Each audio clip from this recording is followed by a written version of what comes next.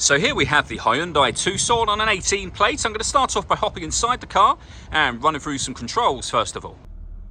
Okay, now that we're inside the car, we're going to start with the dials. On the left-hand side, we have the rev counter and coolant temperature gauge. And on the right-hand side, the speedometer and fuel gauge.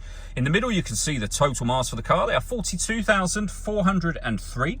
Above that, we have a digital readout for the speedometer. You can change that information for various bits of trip computer and fuel economy info. And there are other menus available to you as well, all of which are accessed and changed using these buttons here. We've got cruise control over that side of the steering wheel as well. On the left-hand side, stereo and phone controls, including voice activation for the phone.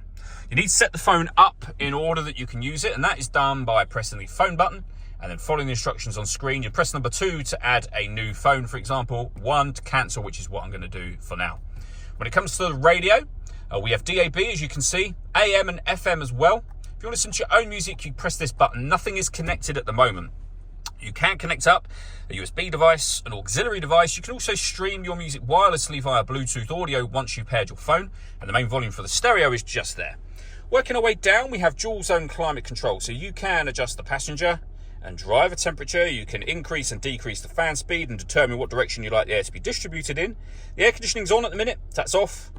Back on again, or hit auto. The car will now maintain the temperatures that you've asked for by taking control of the fan speed, which you might better hear it doing, and the direction of the air. Any manual adjustment, which I've just done, will override auto straight away. We've also got heated driver and passenger seats, both with 3 different heat settings each.